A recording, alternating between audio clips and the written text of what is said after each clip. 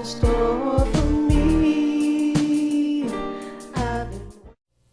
Greetings out there in YouTube land. This is Morris, man, and as always, I thank you guys for coming to another special episode of Tell It Like It Is. I'm your host, Morris, man, and my co-host is Joseph Spencer. And we're going to talk about something that needs to be talked about because this affects everybody. And what we try to do on this show, if not anything else, is educate young folks. Tell them about things that they're going to experience, and they're going to experience it, and how to prepare for it. Because, you know, things that take place in your later years, if you're successful, is because you prepared in your younger years. You don't start to try to put together a plan when you're 55. You put together a plan when you're 25, and by the time you get to 55, you've executed your plan well. And the topic is money and why this is important. We've been trying to, for the last couple of years, implement into this educational system in the high school level a class called Life Class. Because it's good to know that George Washington was the first president. But unless you're going to be a history teacher, that doesn't do anything for you as far as knowledge. It's not going to help or shape your life. But what does shape your life is when people tell you about things that you're going to experience and how to deal with them and how to prepare for them. And here is one of them as far as money. Young folks, take your ass to work as early as possible because this is how this system works. You go to work, you draw a paycheck for 40 years. During that time, the government takes money out to the side. It's called Social Security money. So when you get old and you can't work no more, you can live off that money. Your job has a plan, and most jobs do, not all of them, have a 4K1 plan or something equivalent to that, and they take a little money to the side and put it to the side so when you retire. And there's some companies where if you put more money in, they'll match that money. And then, you know, in your retirement, you can live off that money because there's going to come a time, unless you die untimely death, that you're going to be older, in bad health, not being able to work anymore. But guess what? Still got to pay your mortgage on your house or rent or whatever. Even if your house is paid for, you still got, you know, the light bill, the electric bill, the gas bill, and unexpected things, medicine and food. You know, so it's important to do that because when I worked for the government for like 24 years and I retired, before I retired, when I was in my, prime, in my 20s working there, from time to time I take a vacation day and I would go, take care of some business or go to the laundromat. And I noticed hardly nobody in the laundromat. I'm driving down the street to get to where I'm going to run these errands on my day off. Not a lot of traffic, few cars. Why? Because everybody was at work. Now, being retired, I go to somewhere in the middle of the day, 1 o'clock, it's jam-packed with people. And I'm not talking older retired people. I'm talking about young people in their 20s and 30s. And I'm saying to myself, what are the chances of all these people working a night job? Because if you work the night job, you'd be sleeping one in the afternoon, yeah, not hey, somewhere hanging out or doing business. Hey, and when you have a bunch of young people who 40 years old and never had a job, I found out, I wanted to mention this earlier, I found out that 50% of black people are unemployed in the United States. 50%. Now that's a lot of young folks. That's a lot We're of not talking older people that's about to retire or retire. We're talking about 20-year-old, 30-year-olds. Because here's the problem.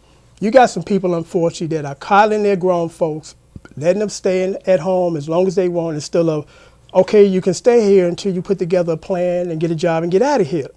But instead, you can stay as long as you want. Not realizing, being selfish, and keeping these people here because you're afraid to grow old by yourself, so you're going to keep your kids here, and they stay. And I'm like, here's a scenario, even if it's supposedly worked out, that they stay, you die, they get your house. It's paid for. Somebody still got to pay the light bill. Somebody still got to pay the water bill. Somebody still pay the gas bill and the insurance on the house. So if your grown son has not been working, how's he going to maintain that? With no skills. Within a year, he's going to lose what you've built over a period of 50, 60 years. So you black people have to stop depending on the persuasion, these other persuasions of people to come up with jobs. Black people of money and influence have got to come up with jobs for these young black people. I don't know what the rates are on how many black manufacturers there are, but I don't understand how come there are not huge manufacturing jobs owned by black people after 900 years of being in America. And what's important is also education. That's the key to getting out the ghetto. Not rapping or shooting basketball, because guess what?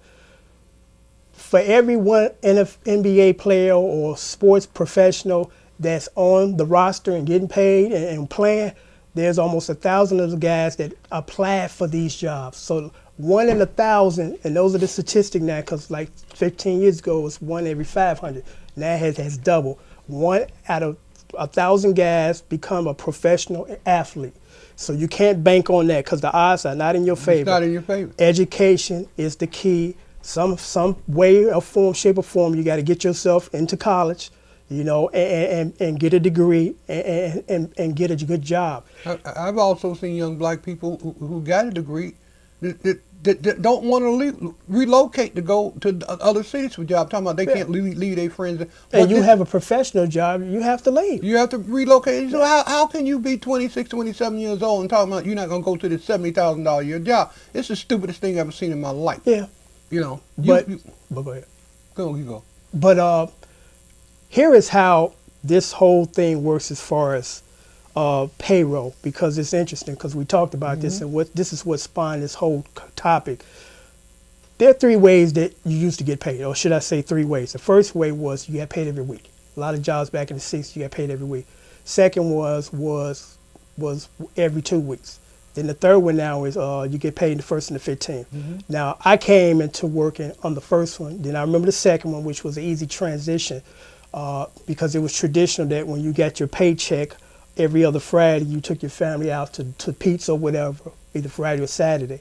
The third one is now the 1st and the 15th, and now it's like the 15th can fall on a Wednesday, so I can't do that no more. But that's a minor adjustment. But what's important is the third one is well, let me back up to the second one. The second one, you used to get paid every 2 weeks. 2 times out the year, you got a third paycheck because of the calendar. And that usually was in March sometime, you got a third check, and sometime in September, October. Now we're on this 1st and the 15th nonsense where you no longer get a third check. And what's interesting is the government is taxing you more on the same money, because that money has been redistributed, meaning that technically now, since you get paid on the 1st and the 15th, you get bigger checks. So they tax you on bigger checks. Tax you on bigger checks. But technically you're making the same money. They just redistributed the money to make it look like, you know, you're making more, but you're not. You're going to have to learn this system so you won't get hung up in it. You have to, the average black man and woman should actually start saving money when they're 13, 14 years old. You got to get in some kind of money marketing. You got to get into to knowing about currency. And I'm not just talking about the American dollar. Currency, international currency. And that's why we need a class in the education system called the life class, where we talk about these things that it's going to affect everybody at some point in time. Because here's something interesting. The #1 killer in black men, aside from the police, is prostate cancer. Prostate cancer could easily be reduced simply by doing this. You start at 13 to 14 years old, start buying pumpkin seeds. Eat a couple of pumpkin seeds, handful a day for the rest of your life. Pumpkin seeds are extremely inexpensive. There's some type of ingredient in pumpkin seed that keeps the prostate from ballooning up when you're 40 years old, because around the time you get 40, your prostate starts to balloon up and you go into the bathroom 60 times a night, and then you start to develop cancer. That will reduce that, you know. And it's interesting because, again, that's just something simple that I just passed on to you guys to say, you know what, I'm going to start doing that. And trust me, your prostate will thank you 30 years down the line. He just proved the point that money begets information, and information begets money. Yeah, but let's close it off here, because we don't want our camera shutting off again. So that's it in a nutshell.